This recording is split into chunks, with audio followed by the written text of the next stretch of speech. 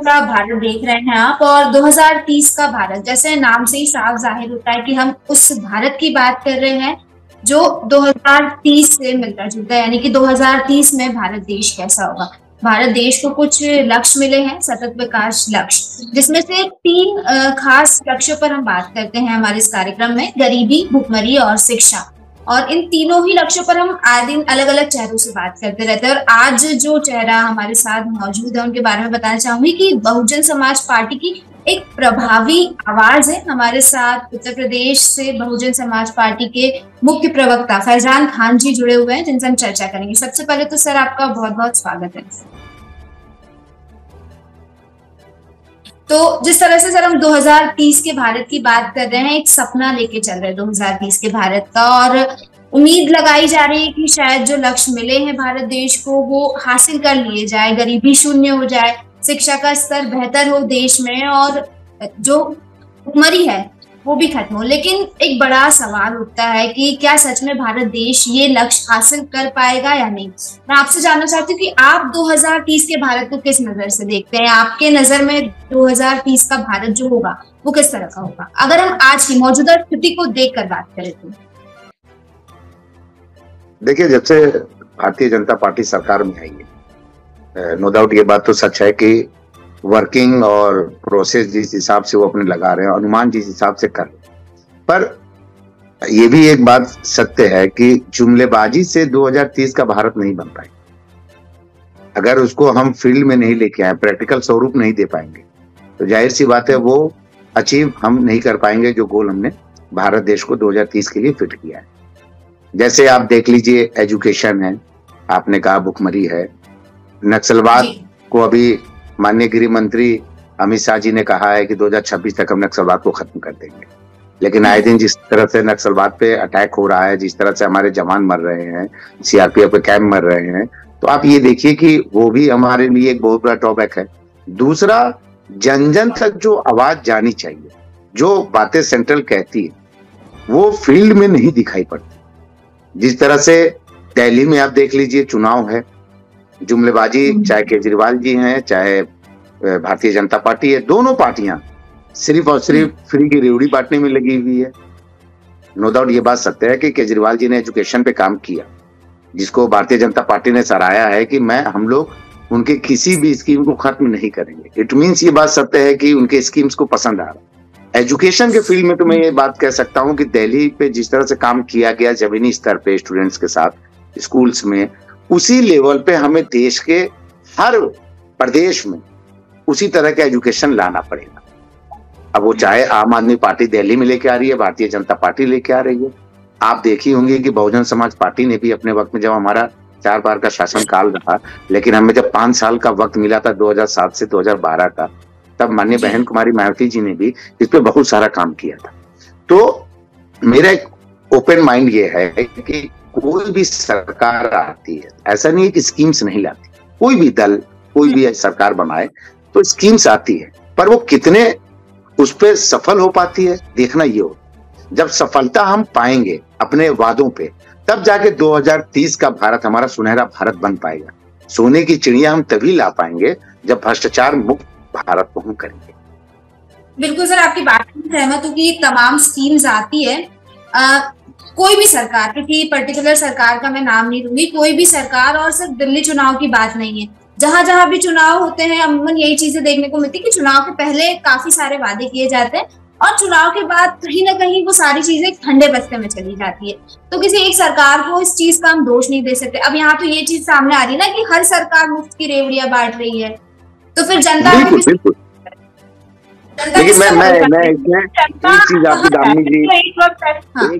एक इसमें पॉइंट में जोड़ना चाहूंगा। मैं इसलिए नहीं इस बात को कह रहा हूं कि मैं मुख्य प्रवक्ता हूं बहुजन समाज पार्टी का।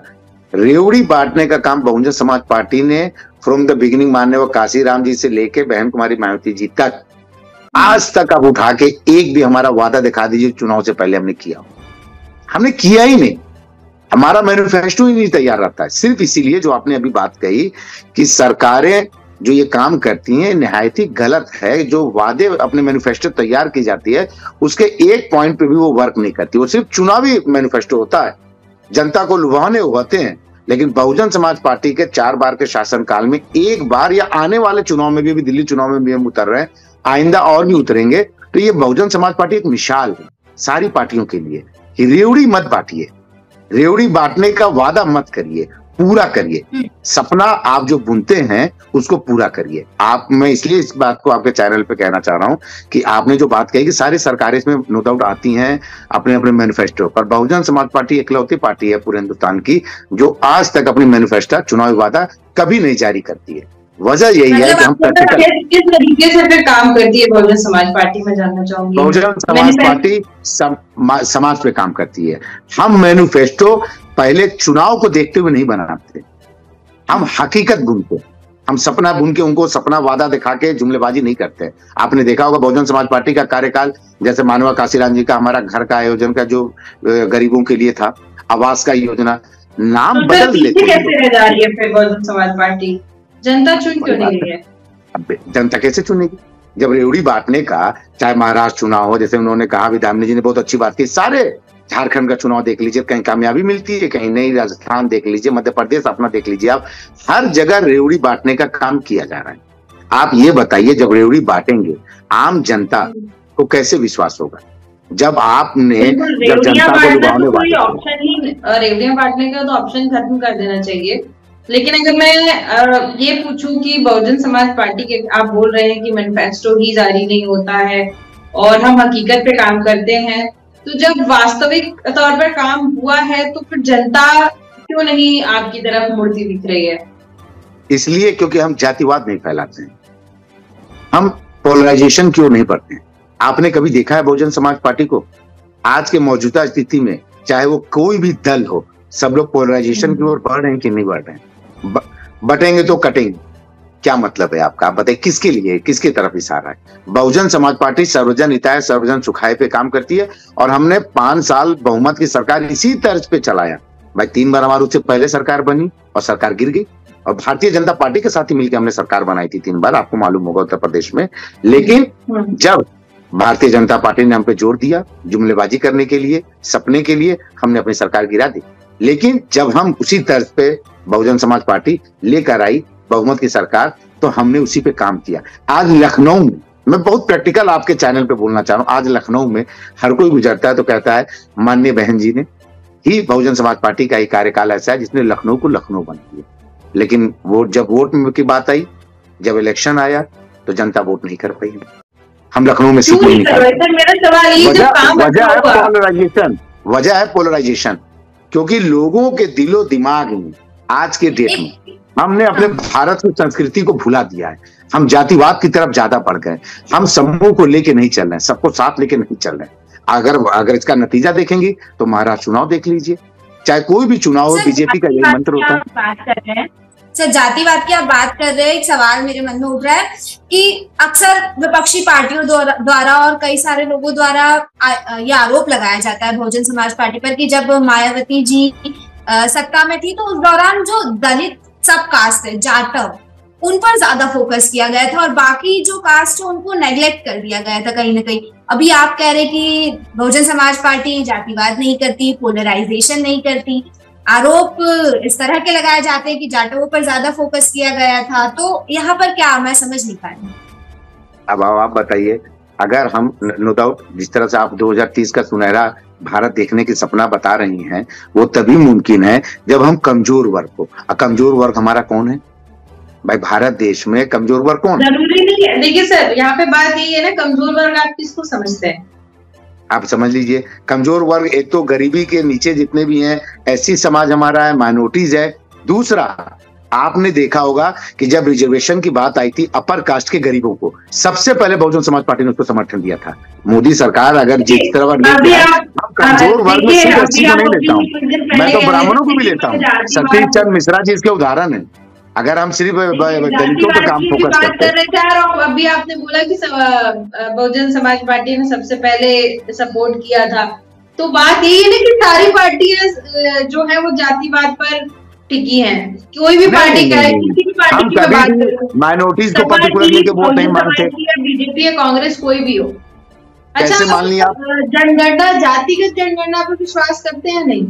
बिल्कुल बिल्कुल हम सपोर्ट करते हैं जाति जनगणना को। माननीय बहन जी ने हमेशा कहा जातिगत जाति जनगणना जनगणना को आप सपोर्ट सपोर्ट करते हैं। कर रहे हैं, तो कहीं ना कहीं आप जातिगत तौर पे ही चुनाव लड़ना चाहते हैं।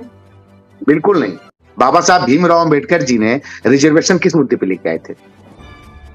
आप बताइए, रिजर्वेशन किस मुद्दे पर लाए थे? जब जाति जनगणना अगर हम नहीं कराएंगे तो जो रिजर्वेशन का स्कीम हमारे यहाँ है, जो एक लागू है हमारे यहाँ संविधान में है, उस चीज को हम लागू कैसे करेंगे, स्थापित कैसे करेंगे? जातिगत जनगणना होगी तो क्या आपको नहीं लगता कि जातिवाद वाली चीज जो है वो ज्यादा फैलती हुई दिखेगी, लोगों के आपस में ही पिक्चर क्लियरिटी आएगी उससे? देखिए, नीयत अगर साफ है तो अगर हमें वाकई कमजोर वर्गों को लेके आना है ऊपर और बराबरी का दर्जा देना है। मेरे को तो किसी पार्टी की नीयत साफ नहीं लगती सर।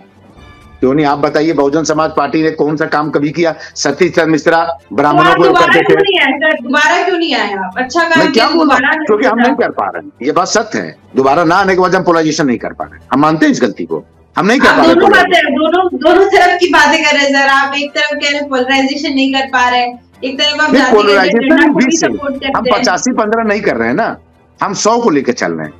मेरी बात समझिए, जहां समाजवादी पार्टी कांग्रेस है वो ज्यादातर इनकी बातें करती हैं, अपर कास्ट की नहीं बात करती हैं। हम तो 100% पे लेके काम करते हैं ना, हम 85-15 बातें ही करते हैं, 50-15 नहीं करते। सीधे बात पॉलिटिकल पार्टीज को सीधे डेवलपमेंट की बात करनी चाहिए सर, सीधे डेवलपमेंट की।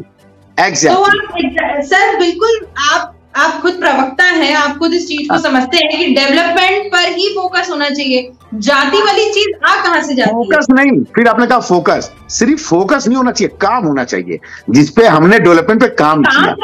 बहुजन समाज पार्टी ने काम किया, लेकिन लोगों के दिलों में पोलराइजेशन लाके उस काम को, विकास को पीछे कर दिया गया और जातिवाद को आगे कर दिया गया। आजकल का युवा पढ़ा लिखा है सर। देखिए, पोलराइजेशन कोई भी पार्टी करती रहे, युवा आजकल का बहुत पढ़ा लिखा है, बहुत अच्छे से समझ रहा है कि सिर्फ अपने हित के लिए पॉलिटिकल पार्टीज ये सारी चीजें कर रही हैं।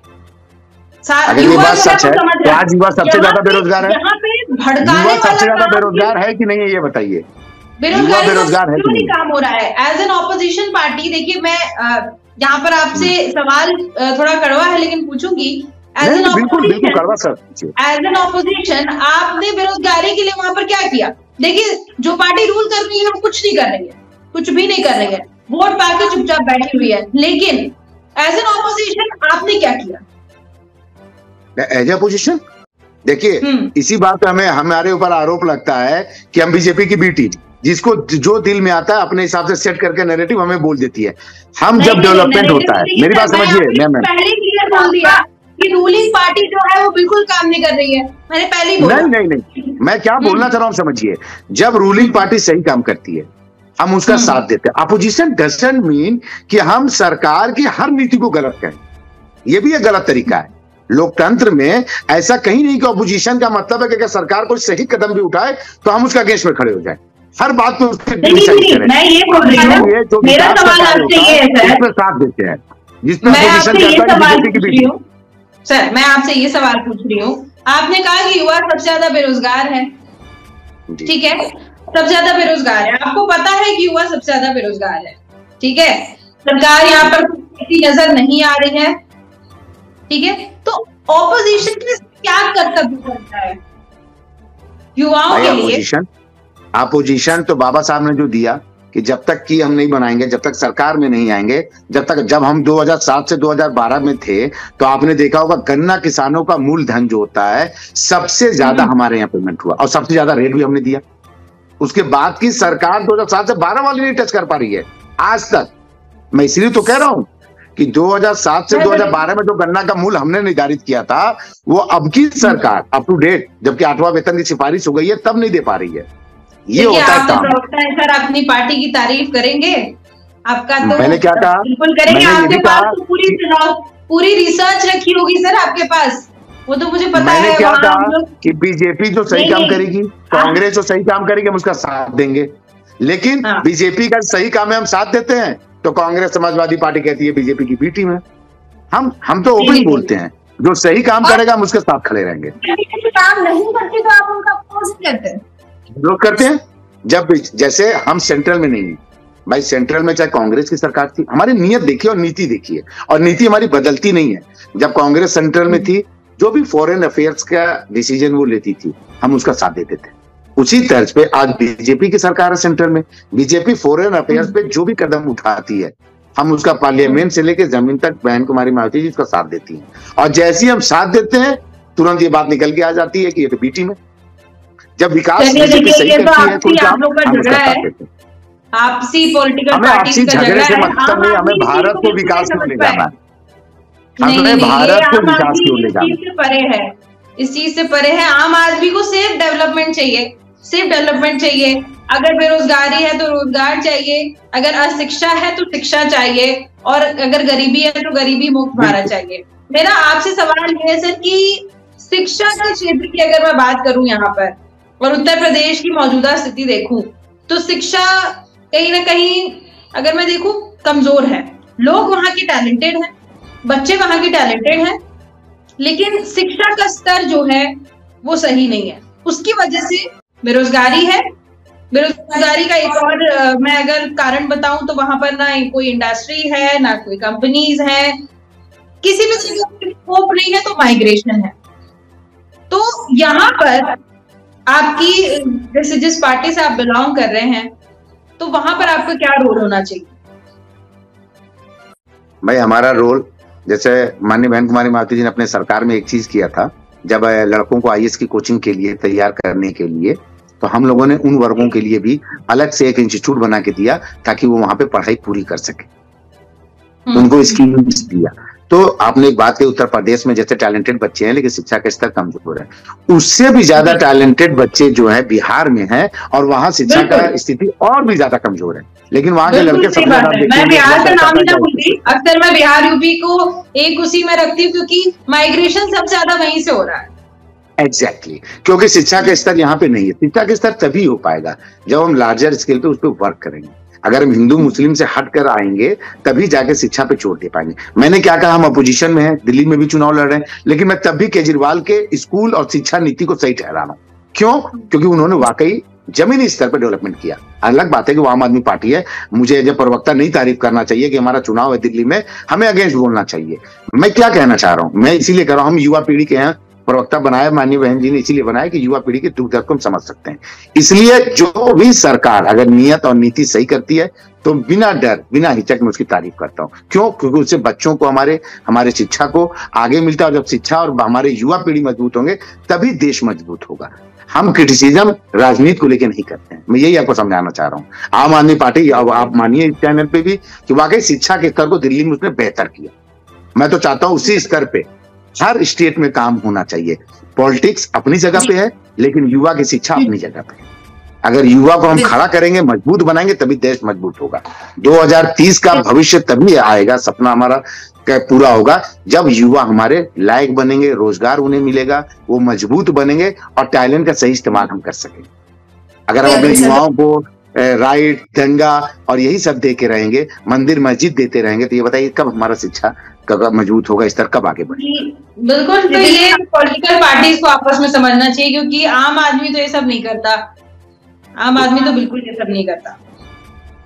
बिल्कुल जी रामनी, तो क्योंकि समय की हमारे पास एक सीमा है, एक आखिरी सवाल आपसे करना चाहूंगी। 2030 के भारत के जो लक्ष्य को हासिल करने में, कहते हैं ना कि कोई भी चीज जब हम करने निकलते हैं तो बीच में काफी सारी समस्याएं आती है, तो मैं आपसे ये जानना चाहूंगी कि जो लक्ष्य एक मिला है भारत देश को, इसको हासिल करने में सबसे बड़ी समस्या आपके नजर में क्या है?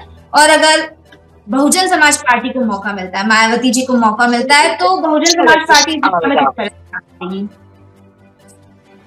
देखिए बहुजन समाज पार्टी को जब काम करने का मौका मिलेगा, अगर हम सत्ता में 2027 में चुनाव में उत्तर प्रदेश में आते हैं, तो हम अपने उसी चीज को आगे तर्ज पे बढ़ाएंगे कि युवाओं के लिए अलग से स्कीम, स्कॉलरशिप, जो भी कमजोर वर्ग है उन सारे बच्चों के लिए जो स्कूल्स हैं, सरकारी स्कूल हैं, उसको मजबूत करना है। और आपको पता है लुभावने वादे भी किए जाते हैं उसके लिए, जब लाया जाता है उसके लिए कि बच्चों को ज्यादा से ज्यादा, गरीब माँ बाप जो हैं अपने बच्चों को स्कूल की तरफ भेजें, तो जाहिर बात है जैसे खिचड़ी स्कीम है, तमाम तरह के स्कीम्स दिए जाते हैं, उस तरह से भी लाने पड़ेगा। क्योंकि भारत देश में हम चाइना और अमेरिका की तरह नहीं है। हमारे बच्चे, बहुत सारे युवा बैठते हैं गरीब अपने बच्चों को लेबर में, आप देखेंगे चाइल्ड लेबर हमारे यहाँ क्यों इतना ज्यादा है? क्यों? क्योंकि माँ बाप बच्चों को स्कूल ना भेज के काम पर लगा देते हैं कि 2 रुपए की आमदनी।